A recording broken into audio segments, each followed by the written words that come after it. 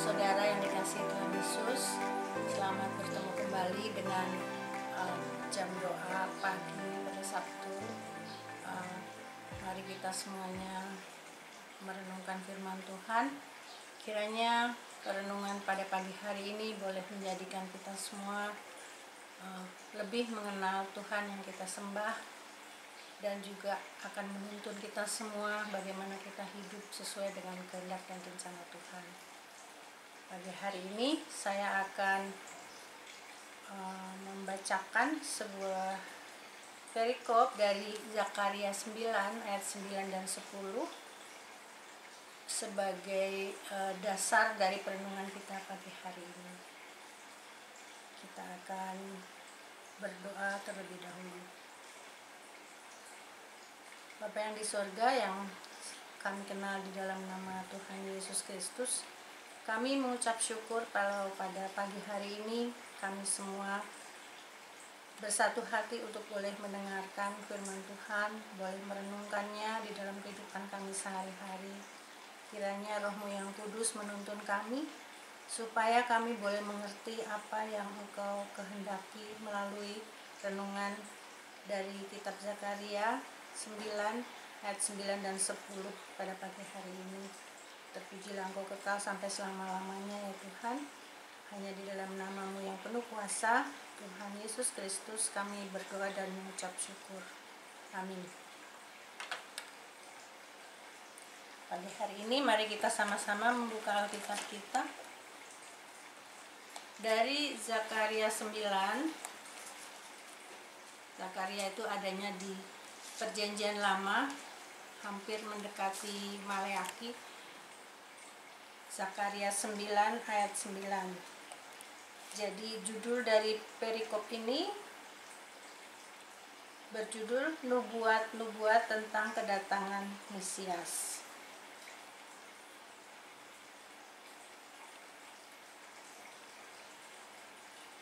Saya akan bacakan ayat 9 dan 10 dari Zakaria 9. Bersorak-soraklah dengan nyaring, hai putri Sion.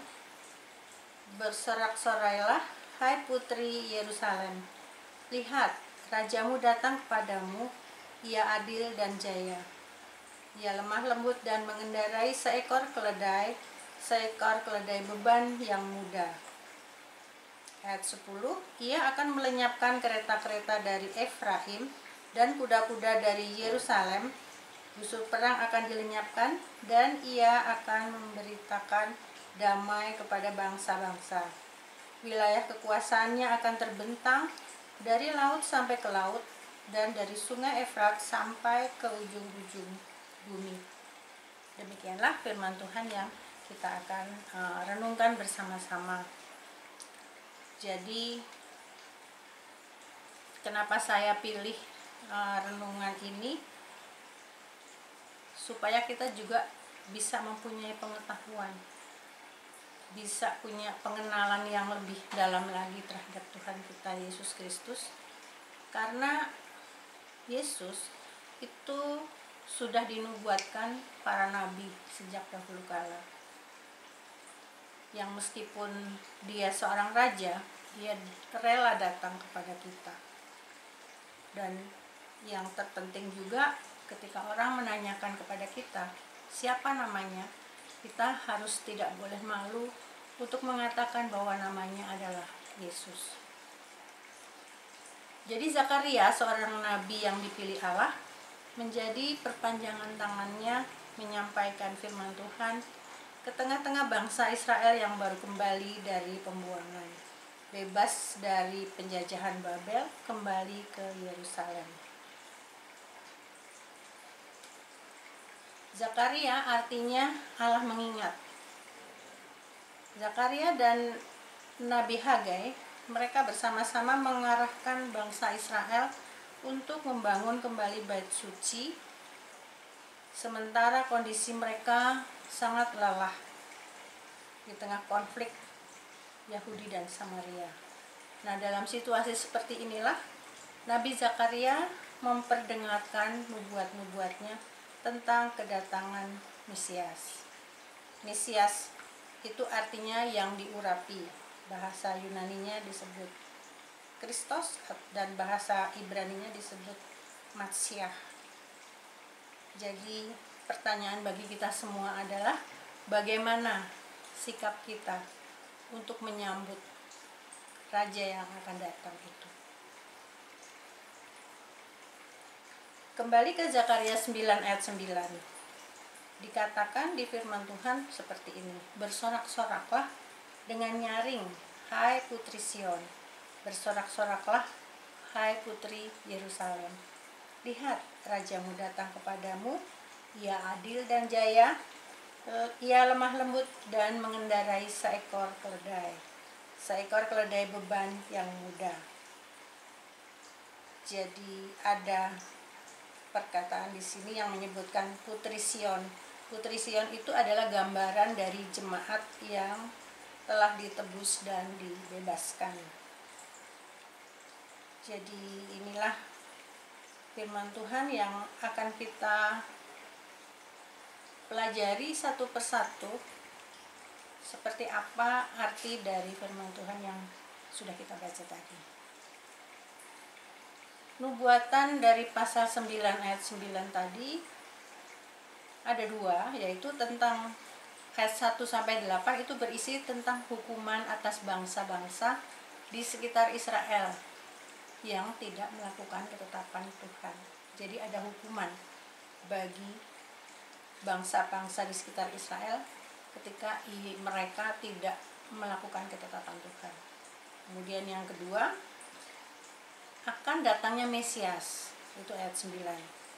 Pembawa damai dan keselamatan yang sempurna, itu 9 dan 10. Jadi penyelamatan Allah atas umatnya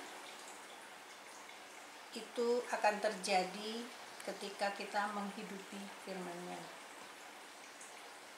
Bangsa Israel yang bebas dari penjajahan Babel, mereka sangat bersyukur dan bersukacita ketika nubuatan Zakaria diperdengarkan.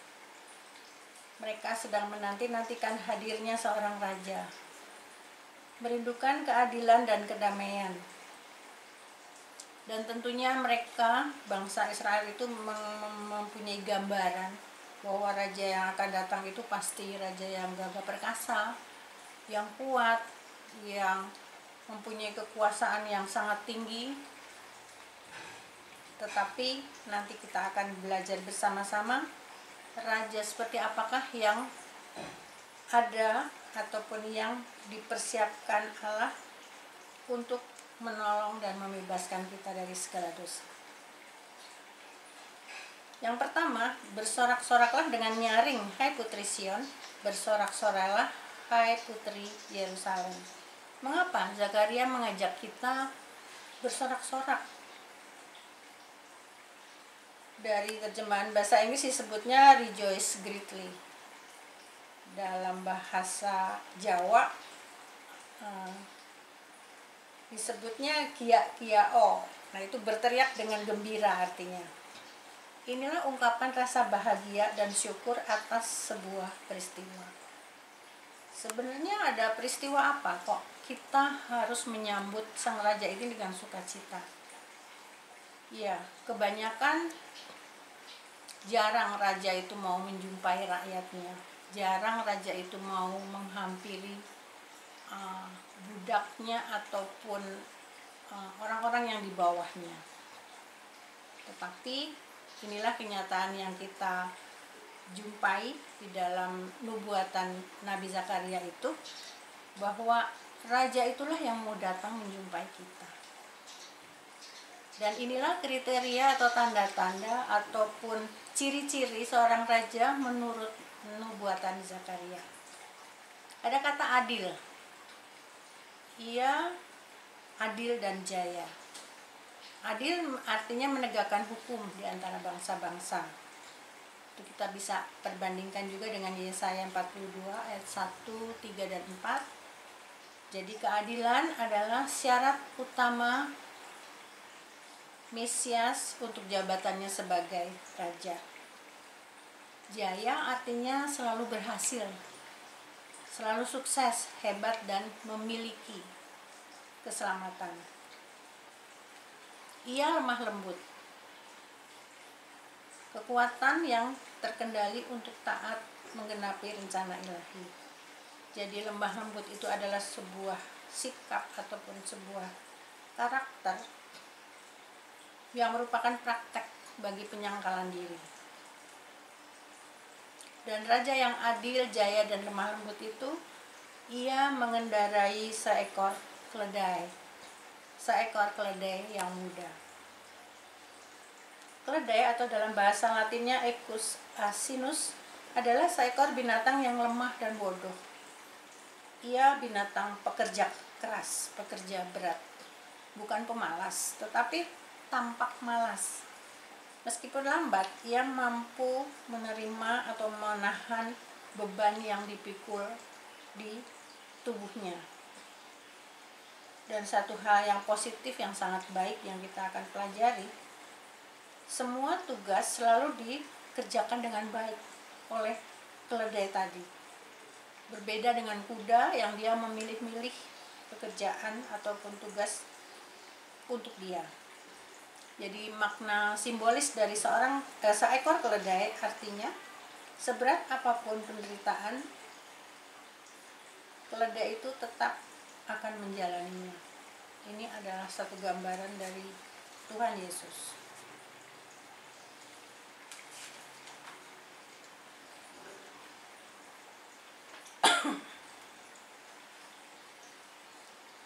Dengan sesungguhnya saya terharu melihat kenyataan bahwa sejak dahulu kala Tuhan Allah selalu berinisiatif untuk mendatangi manusia, meskipun manusia selalu melawan Dia. Dimulai dari kitab Kejadian itu sudah dimulai pemberontakan itu, dan Tuhan yang selalu menghampiri kita. Kejadian 3 ayat 9 berkata seperti ini. Tetapi Tuhan Allah memanggil manusia itu dan berfirman kepadanya, "Di manakah engkau?" Saat itu ketika Adam dan Hawa melakukan kesalahan dan kemudian dia bersembunyi. Mungkin kita akan bertanya, apakah Tuhan tidak melihat mereka? Pasti melihat. Tetapi Dia menghampiri, Dia mendatangi dan mencari. Itulah gambaran kasih dan setia Tuhan kepada kita. Kejadian 3 ayat 21 berkata seperti ini. Dan Tuhan Allah membuat pakaian dari kulit binatang untuk manusia dan untuk istrinya itu, lalu mengenakannya kepada mereka. Ini adalah gambaran dari sikap Tuhan yang menutupi segala kekotoran, kejahatan, dan tetap mengasihi kita. Kemudian dari kitab Lukas ayat 15 ayat 20 dan 24, ini kisah tentang anak yang hilang. Nah, di situ mungkin Bapak Ibu Saudara masih mengenal cerita itu, bahwa si anak bungsu pergi dari rumah orang tuanya, menghabiskan harta bendanya dan jatuh miskin. Nah, ketika dia berniat untuk kembali kepada bapaknya, dia bukan diam saja di dalam rumah ataupun dia masa bodoh anaknya mau pulang atau tidak, tapi firman Tuhan berkata, maka bangkitlah ia dan pergi kepada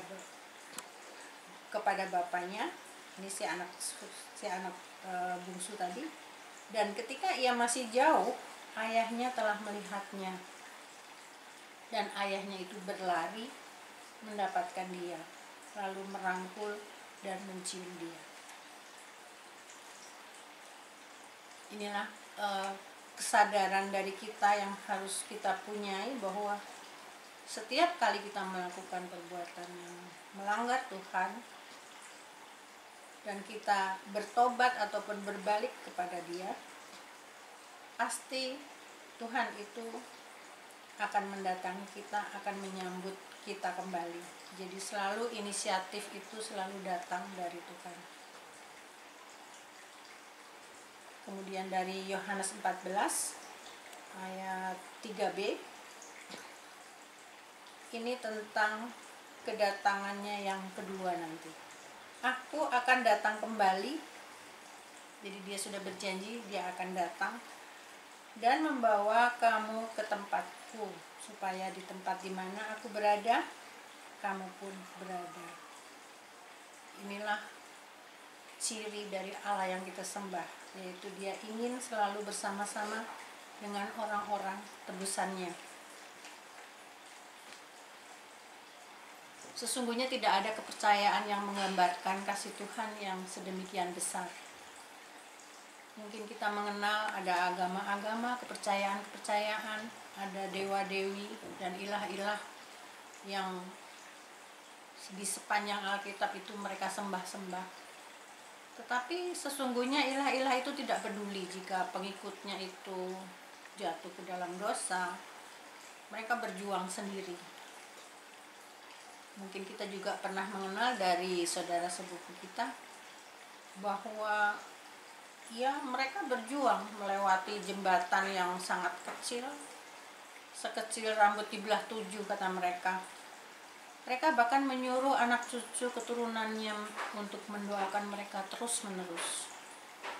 Ketika dia sudah meninggal, itu anak cucunya terus mendoakan mereka supaya mereka memperoleh surga dalam kehidupan yang akan datang. Jadi mereka juga berusaha berbuat baik, kemudian beramal untuk memperoleh keselamatan. Apakah keselamatan itu pasti? Mereka sendiri tidak tahu. Jadi Bapak Ibu Saudara, saya mengajak kita semua mengucap syukur karena boleh mengenal Dia. Dia yang sungguh besar kasih-Nya kepada kita. Bahkan dari awalnya Dia menciptakan kita pun segambar dan serupa dengan Dia. Saya pernah mendengar satu uraian di televisi bahwa kita diciptakan, kemudian